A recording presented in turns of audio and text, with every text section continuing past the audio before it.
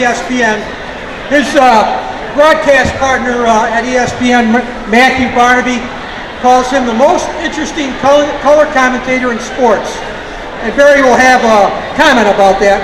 Played 13 years of professional hockey, NHL, AHL, and so forth. 11 years of coaching. Won a Calder Cup championship and won a Memorial Cup championship, and took his NHL team, the LA Kings, to the Stanley Cup, which is a tremendous accomplishment.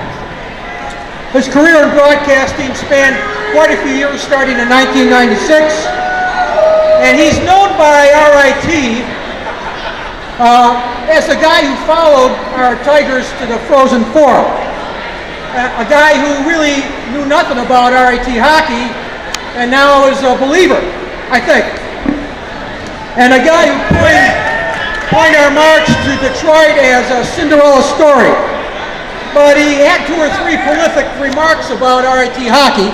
One was actually about RIT. You have to be a genius to go to that school. And RIT players don't even get paid.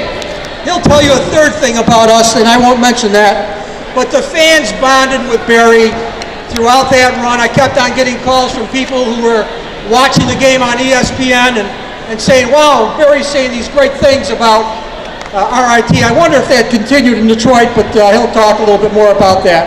But he's been great all day on campus. He has been a tremendous ESPN commentator. He's going to sign autographs up here between the first and second period. He's been out about campus today, meeting and greeting people. He's been a great ambassador for hockey and for ESPN. I'd like to first, before he gets up here and says a few words, I'd like to present him with a commemorative one-time RIT hockey jersey. We're wearing these tonight.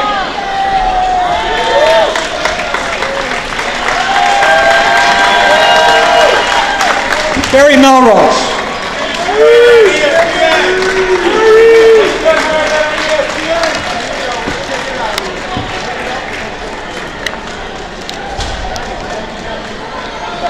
On my phone. Yeah. First off, you guys be very lucky if you didn't hear Blaze McDonald's joke. I'll tell you a hockey joke. It's not even a joke. I'm coaching in Los Angeles, and we just called this kid up from Springfield, as a matter of fact. And he's a great kid, and he's skating around, and all the guys in the team are saying, 2 people, up the wall, 2 people, drop it back, 2 people, throw it around wide. And I couldn't understand what these guys are saying to him, so I called Charlie Huddy over and I say, Charlie, why do you guys call that kid 2 people? And he said, Barry, because 1 person can't be that stupid. That's what happens in an NHL dressing room. One of the reasons I really enjoyed RIT last year was because I really liked watching guys that play hard and play with passion, and that's what RIT kids did. They were usually, if you looked at the 2 lineups, RIT had nobody drafted. They had older guys that you never heard of before. They're playing against teams that have 3, 4, 5 first-round picks on their team, and yet RIT always found a way to win. And they usually did it by doing little things better than the opposition, blocking shots, getting the puck out around the wall, finishing checks, great goaltending, good defensive plays. They really played as a team.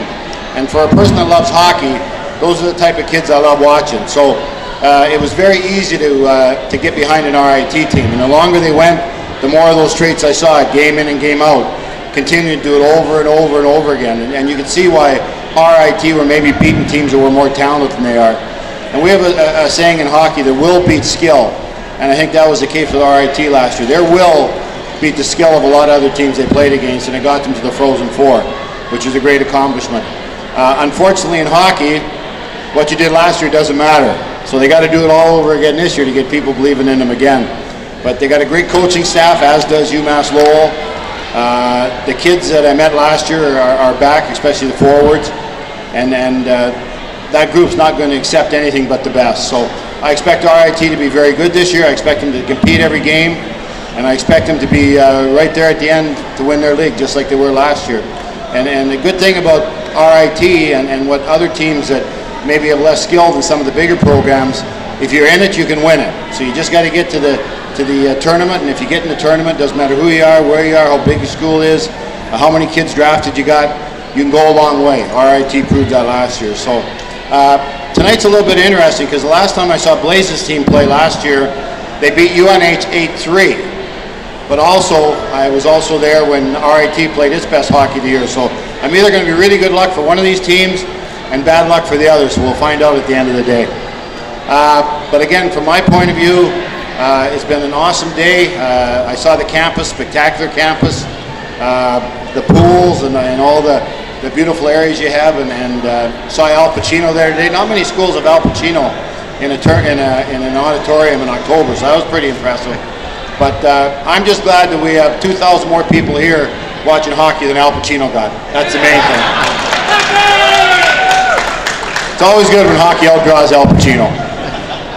But I'll be up here around during in-between periods. I'll be signing autographs. If you want to come by and talk hockey, get a picture signed, I'll be up here. But again, hopefully the game is great. I'm sure it will be.